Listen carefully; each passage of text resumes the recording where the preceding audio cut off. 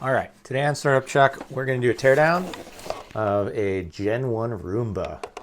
This was my dad's from, first my grandma's, then my dad's. Probably 15 years old at this point. Either way, it's definitely different than the modern versions you see today by a little bit, but it's got a lot of cool sensors, and we'll tear it apart and see what makes it tick.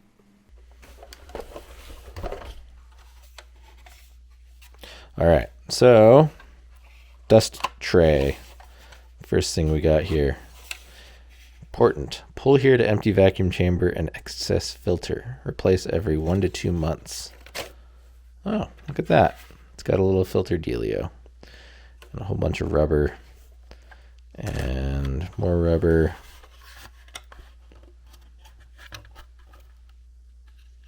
All right. Well, neat. Oh, it's got 2 connectors here to turn it off if it's not installed. All right. Fancy. That's the connection for those 2.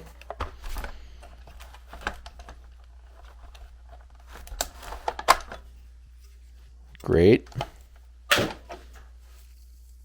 A brush full of hair. Yummy.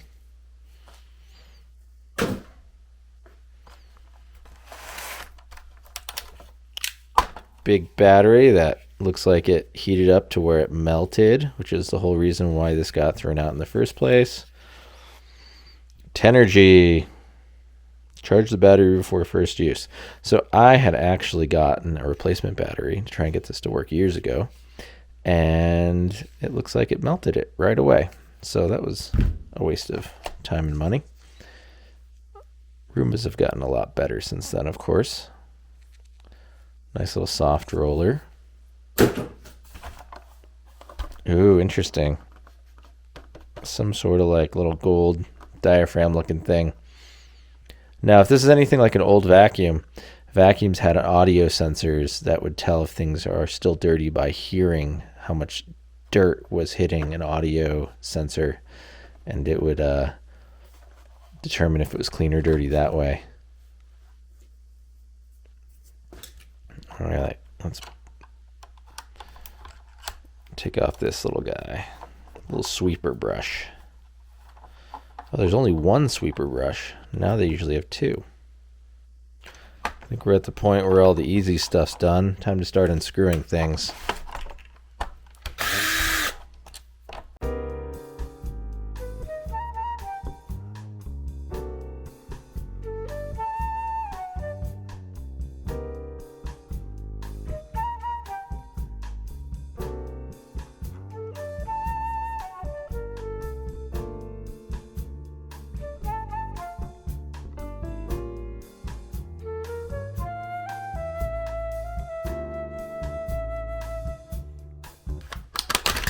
Got it. All right, first thing here, we've got a connector to handle its infrared LED sensor.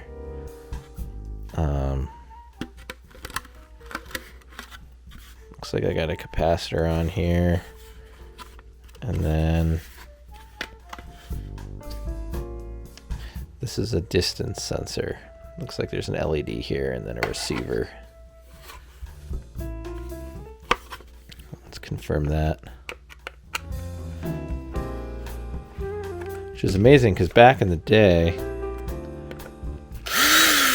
they had to use separate little custom built sensors versus now you can just get these super simple modules that are already designed in smaller type packages to fit this stuff.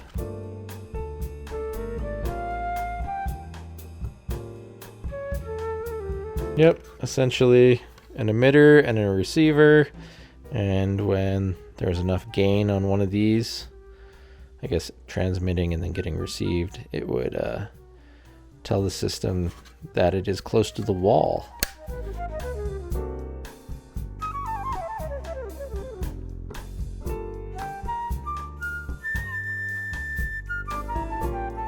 So that guy popped off. So now we can work on some other stuff in here. Flip it over now that it's exposed. Almost looks naked. All right, let's just undo every screw we can find.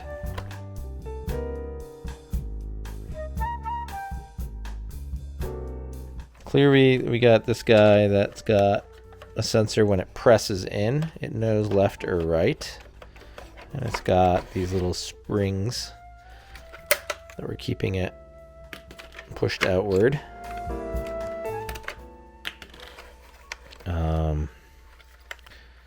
And then this was the cable that was attached to the front LED section. On it, we've got more IR sensors.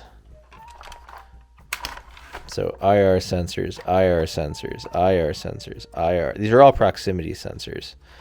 So this whole front thing is just full of don't drive off a cliff proximity sensors. Front wheel, which I don't know if it's got a sensor on it too. I think it does. So that if it comes off, it knows it went off a cliff. It just really didn't like driving off cliffs.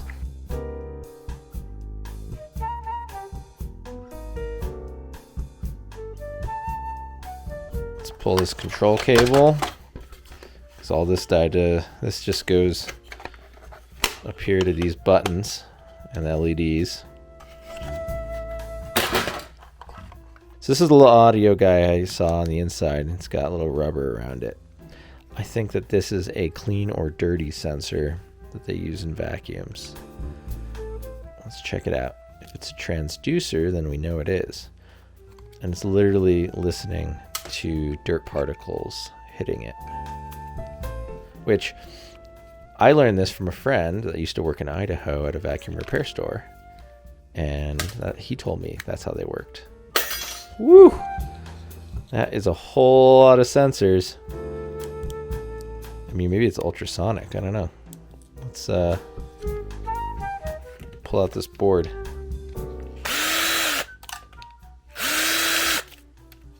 This might be the most fascinating part of this whole thing. Okay. So, as far as I can tell, that's what this is. This is a ultrasonic sensor to determine if it's clean or dirty.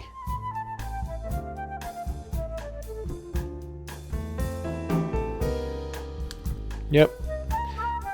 So it's just a little ultrasonic piezo sensor and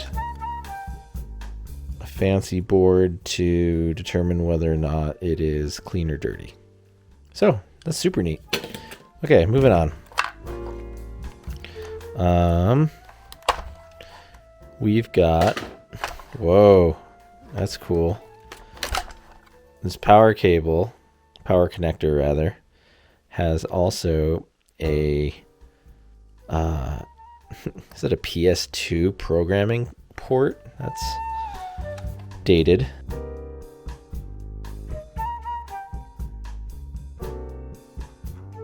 It's really impressive the amount of wires that this thing had. There's a lot of wiring harnesses. Very complicated. Maybe it's cheaper than having flex circuits everywhere, but it seems like a lot of work. Okay, so we are at the first wheel with its spring suspension mechanism. So here's a spring, and it held this guy in place. We don't need the spring anymore, but it's interesting to see how that worked. It's a cool spring. All right. We're just gonna start popping off cables. There's too many cables in this thing.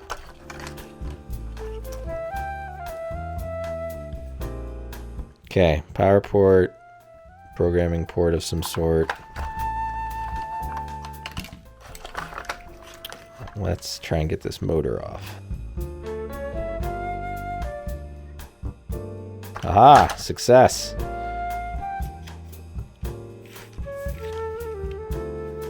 Okay. Some sort of just super straightforward brushed motor, but there's a few extra pins here, so maybe there's an encoder. Let's find out. I was hoping to use this motor for my chocolate coating machine, but we'll see. Whoa, okay. So we have an optical sensor here, and then this is the encoding wheel. And it's crazy because it is belt powered. I never would have thought this was belt powered. Oh, and it's geared inside of that. Oh, whoa. Okay, so this whole thing is got like a planetary gear in the inside. And then optical encoder between this. So, pretty neat.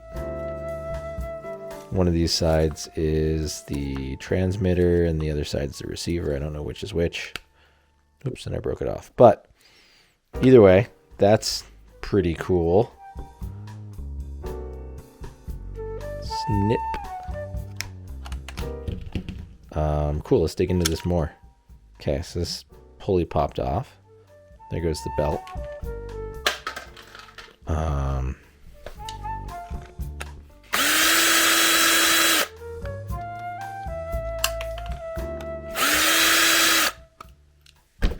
There's probably not a whole lot more to this motor than meets the eye. Could be wrong, but could have sworn I had gotten this off enough. There we go. Okay, so a motor, simple DC motor with, oh, a nice brass gear. Okay, so that's not anything crazy interesting, but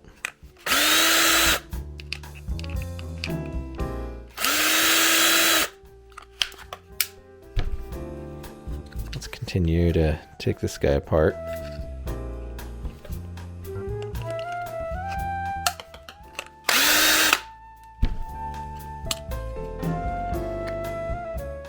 Okay, that's still the wheel.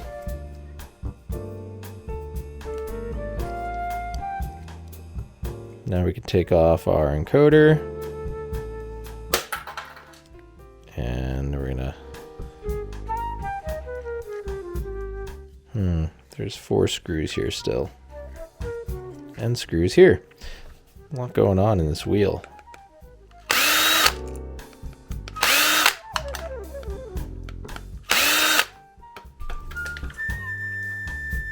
Okay, so this was the wheel. Nice soft rubber. And now we've got this planetary gearbox. Nice. Well, it's a pretty high gear ratio planetary gearbox. It's got 2 sets of planets. So it was really geared down, which means that belt must have been spinning pretty quick to power all this. And of course, it's full of human hair. How nice.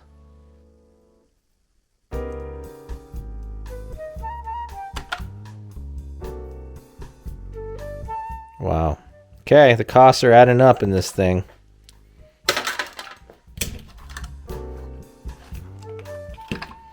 All right, so that would have been the same on this side. Looks like I found a speaker on the inside of here.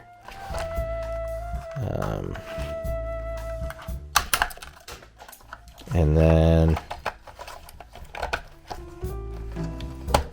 oh, we can remove more of these connectors.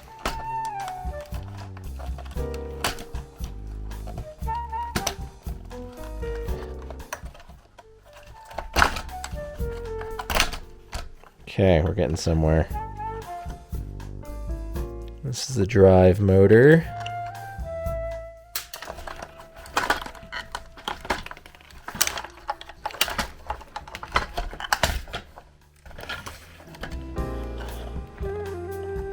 Which has this weird string attached to it. I don't know what it does. It's like an actual string.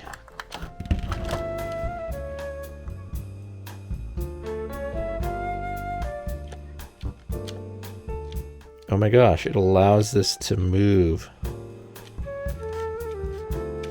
back and forth ever so slightly.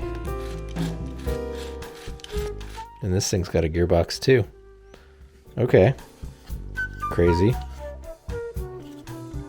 I don't know what the purpose... Oh, I guess because this would rotate and they wanted it to not move. That's clever.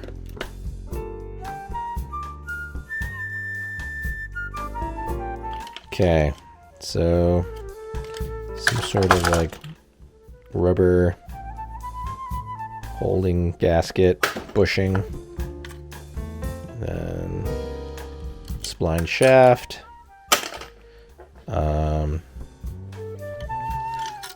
We got another gearbox going on here. Off gently. Oh. So, a whole bunch more gears.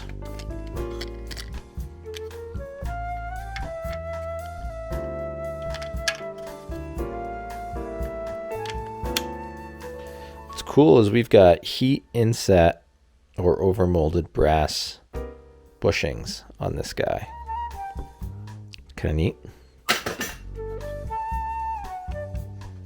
Get an idea of what's going on with this sweet gear action. Very pretty. All right, the injection molded part count on this is really going through the roof. All right, we're at the motor. It's got this fancy rotating end shaft cap thing. And then our gearbox here, which maybe this is the motor I'm going to need. Although I just threw out the shaft. Dang. Oh well.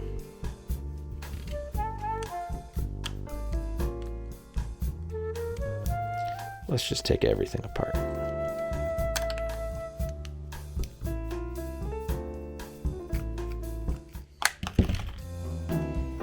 Okay. We got a gear in there. And a couple of bits of gears here. So it's kind of like a servo without any feedback in terms of the gearing. Not planetary, pretty linear, but not crazy high gear ratio. Just kind of like a medium one. But a nice brass gear in the middle of this motor. So that's cool. All right.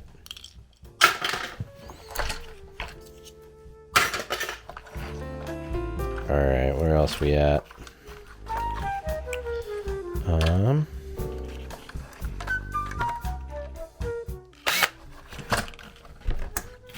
So for the motors, it looks like they had a switch here. I don't know if you can see it. That switch let it know if it was, again, up or down or falling off a cliff. They were really worried about this going downstairs. Okay, we got our little speaker.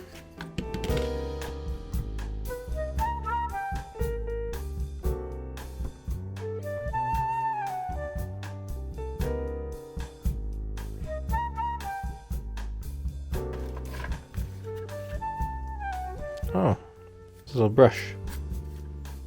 I might actually keep that for something. Cool.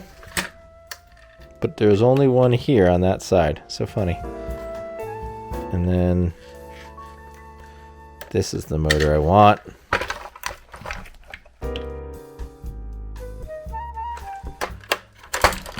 Oh. There we go. Excellent. Okay. I got my gear motor. We'll have to see how fast that is at a certain voltage, but That's great. And I got my little brush. I can go boom, brush it off.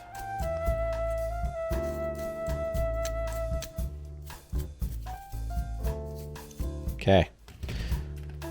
Let's see about the rest of this. I don't think there's a need to go through the rest of this. We've got a battery connector here. We've got another switch to know if this is going up or down.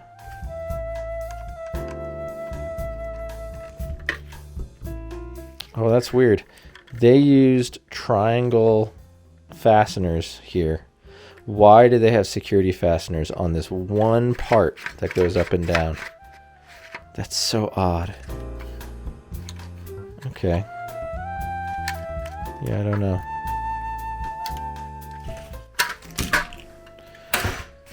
And we already discussed how all of this was IR sensors. These guys moved in and out of these. These are just more IR sensors. So this whole thing basically is all based on IR sensors. Wow, look at the crap soldering on this MOSFET there. That's interesting.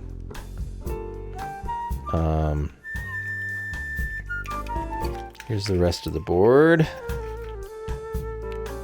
Wow, they did not want me to remove that connector.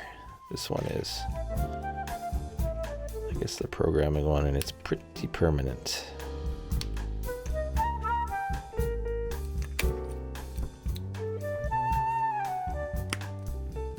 Okay, so what do we got on here? We have got a bunch of MOSFETs here.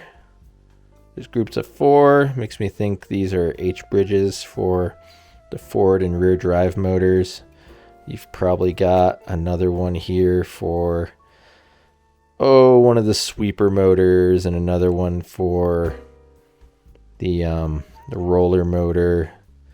And then you've got some pretty beefy diodes, probably having to do with power coming in. What else we got? Well, we already saw the ultrasonic board here. Tell you if it's clean or dirty. Some iRobot chip here, which it says iRobot, but who really makes it? It's an FPGA. What is it? It is. I don't know if we can see this.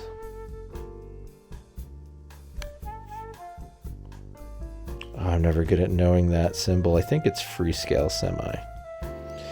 So either way, big microcontroller, crystal. Yeah, so not a whole lot of smarts going on in this thing. I mean, it's pretty old. It's from, I don't know if it's early 2000s, late 90s, but either way, this might be an IR chip for like the IR sensor and figuring out what was coming in from it. It's overall really simple. I mean, I think it had it just go forward and then in patterns, and not a whole lot going on. A lot of these sensors have gotten replaced these days with other things. So, pretty neat. I don't know whether or not any of this stuff is really salvageable. The wheels are cool, but I don't know. Not anything that you can't get nowadays. I think the only thing that's kind of neat to me is this one motor here might be useful for me to drive my chocolate coating machine. We'll give it a try.